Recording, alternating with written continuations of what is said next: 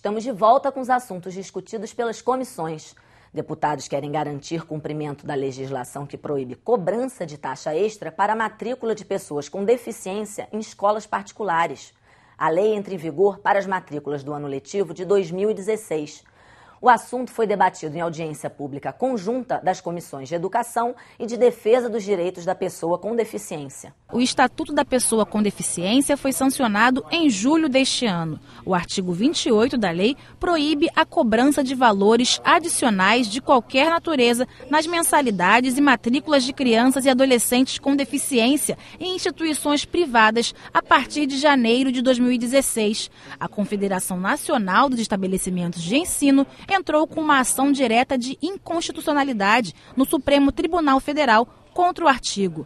O representante da instituição alegou que muitas escolas não estão preparadas para receber alunos com deficiência da forma que é imposta pela lei e que a pena de reclusão de 2 a 5 anos para quem se recusar a aceitar alunos com deficiência tem que ser revista. O principal aspecto é evitar que diretores de escola, professores, sejam presos com detenção de 2 a 5 anos, no caso de negativa de matrícula.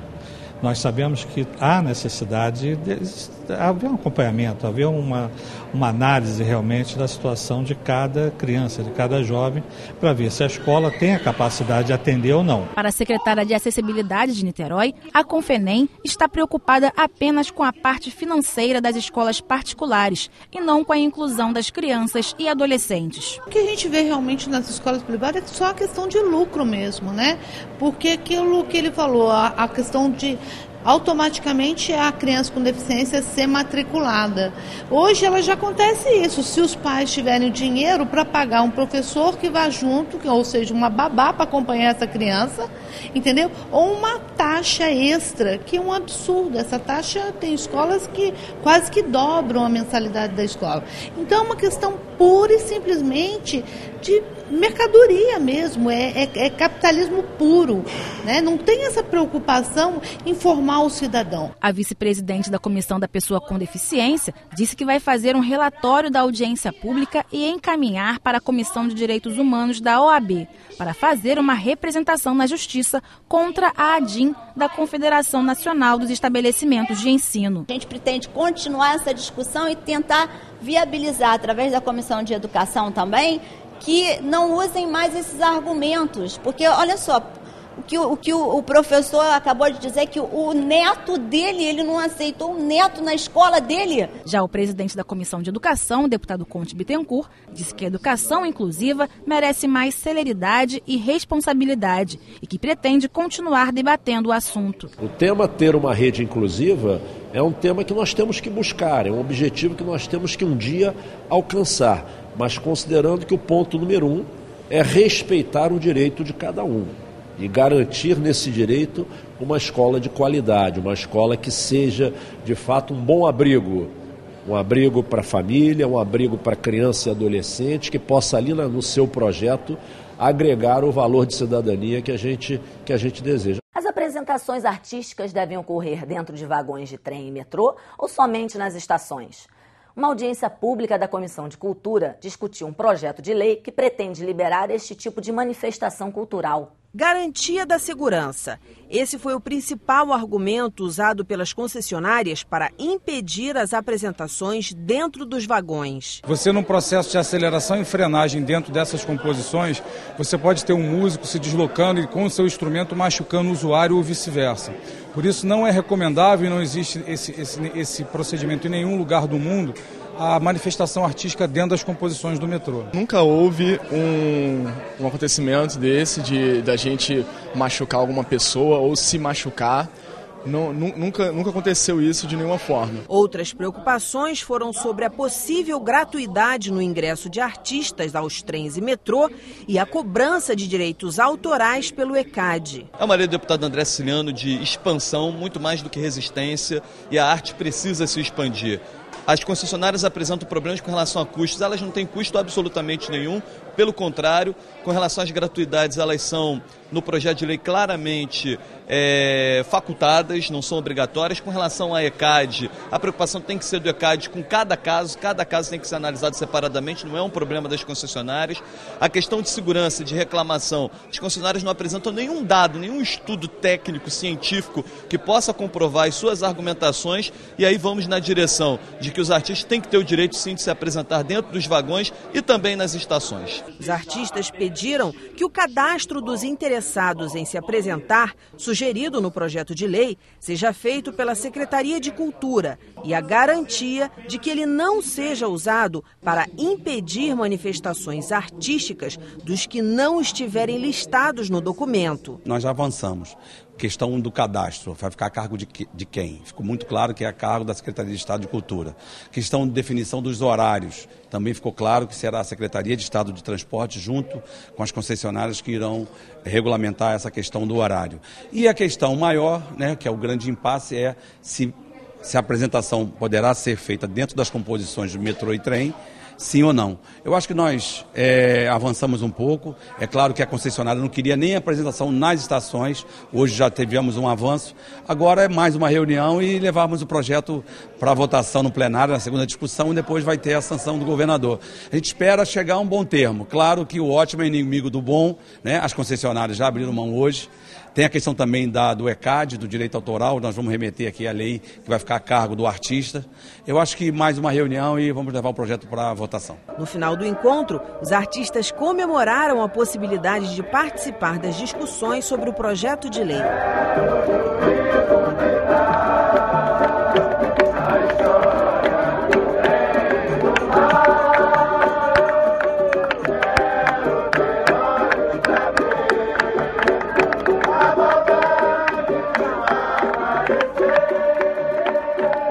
O ministro do Desenvolvimento Agrário, Patrus Ananias, assinou o Acordo de Cooperação Técnica de Regularização Fundiária da Fazenda Nacional Santa Cruz. O objetivo é implantar a reforma agrária na região, que envolve 9 municípios do estado. O acordo foi assinado durante o lançamento do Plano Safra 2015-2016, em audiência pública da Comissão de Agricultura, Pecuária e Políticas Rural, Agrária e Pesqueira da Alerj. A Fazenda Nacional é uma área com mais de 80 mil hectares, que abrange, além do Rio, os municípios de Itaguaí, Seropédica, Paracambi, Japeri, Engenheiro, Paulo de Fronten, Mendes, Piraí e Rio Claro. Nós estamos firmando acordo técnico exatamente para fazer o estudo sobre uma área onde nós queremos assentar famílias dentro do nosso compromisso de trabalharmos com muita determinação para até o final de 2018, até o final do mandato da presidenta Dilma Rousseff, nós assentarmos todas as famílias hoje acampadas no Brasil.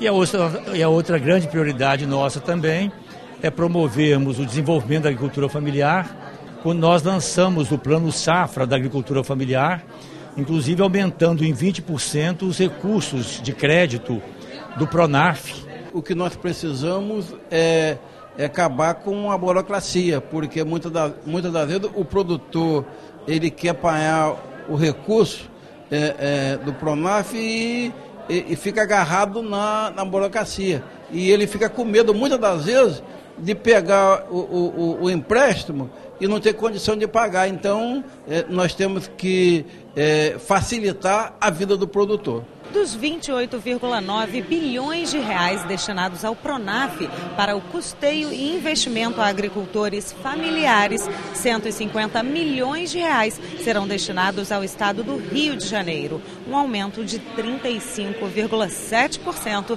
em relação ao ano passado. Nós temos 150 milhões de reais destinados para o crédito da agricultura familiar no Rio de Janeiro. Isso vai assegurar 7 mil contratos que poderão ser feitos novos agora no Rio de Janeiro pelos agricultores familiares, suas organizações. Então isso significou uma ampliação em relação ao Plano Safra anterior, que terminou no final de junho. Outras atividades que estão sendo implantadas aqui também, implementadas no Rio de Janeiro, dizem respeito à ampliação do serviço de assistência técnica e extensão rural. Então esses investimentos, eles estão já consignados no nosso orçamento e o Rio de Janeiro vai ser contemplado. Atualmente, no estado, quase 20 mil famílias são cadastradas ao Programa Nacional de Fortalecimento da Agricultura Familiar, o PRONAF. Emocionada com a iniciativa, a presidente da colônia de pesca Z20 do Noroeste Fluminense destacou a importância do programa. Todos os pescadores e agricultores que tiverem DAP podem acessar o PRONAF e, através do PRONAF, conseguir melhoria, né? E alguns sair de uma área de risco. É um assunto que realmente emociona. Bastante. Porque algumas autoridades não vê, né, o agricultor familiar do jeito que deveria. Este ano, o governo federal anunciou um percentual mínimo de 30% para a compra de gêneros alimentícios da agricultura familiar em todo o país. No Rio de Janeiro, a deputada Ana Paula Rechuan elaborou um projeto de lei que incentiva os pequenos produtores rurais. Inicialmente é para estimular a agricultura familiar e dentro da agricultura familiar, uma parcela desses agricultores fazem a agricultura orgânica, que é aquela sem agrotóxicos, aquela que faz bem à saúde das nossas crianças e dos nossos adolescentes. Por isso, da iniciativa do projeto de que o Estado determine que as escolas tenham dentro das suas merendas 10% de produtos orgânicos. Ou seja, nós estaremos beneficiando a saúde das nossas crianças e, ao mesmo tempo, estimulando a agricultura familiar. A deputada Zeidan vai criar uma frente parlamentar para tratar do assunto.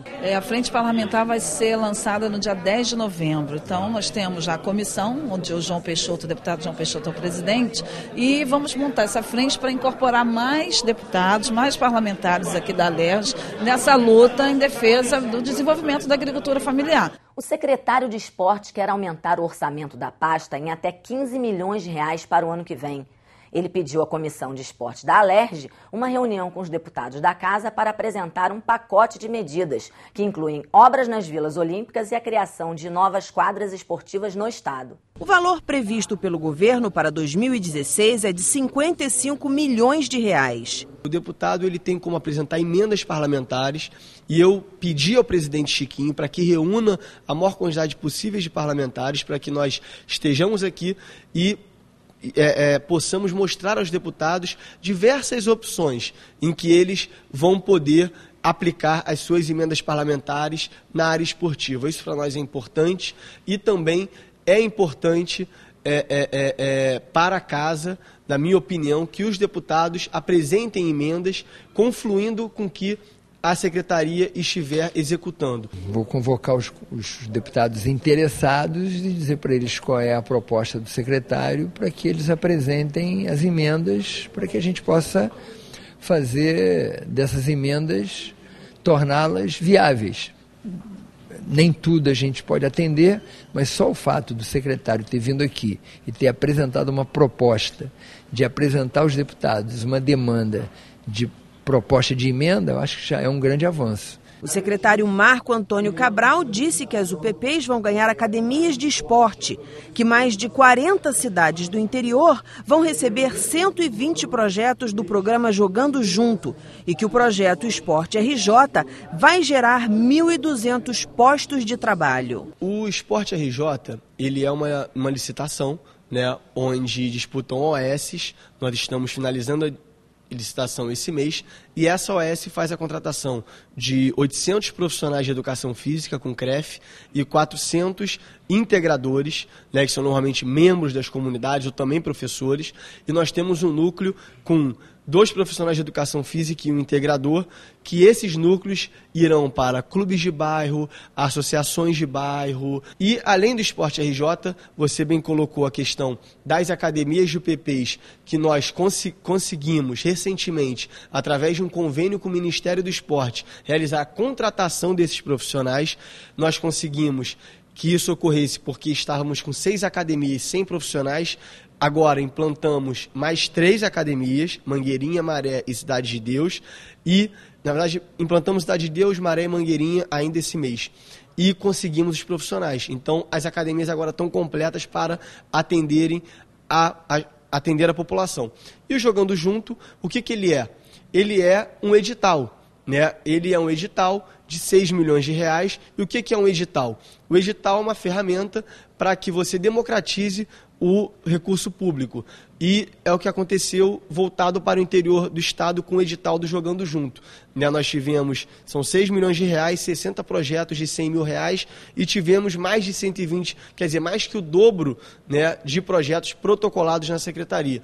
Durante uma audiência pública da Comissão de Esporte, o secretário apresentou o novo presidente da SUDERJ. A Alerj pode sugerir projetos, pode nos trazer parceiros, tá? Nós já estamos nessa busca de parceiros, estamos fazendo visitas a instituições que tenham projetos, mas não têm onde aportar esses projetos. E a SUDERJ está aberta em suas instalações para que esses projetos sejam implantados lá e a gente atenda a um maior número de crianças. Além, é claro, da nossa função de fiscalizadores. Nós somos fiscalizadores da PPP do Maracanã, nós somos fiscalizadores do Lagum, da permissão de uso do estádio da Lagoa e fiscalizadores da permissão de uso do Botafogo no Caio Martins, que é a quarta instalação da SUDERJ que eu não citei no início da entrevista. O Alerj Revista fica por aqui. Você pode acompanhar essas e outras notícias também em nosso site e pelas redes sociais. TV Alerj, o canal do povo fluminense.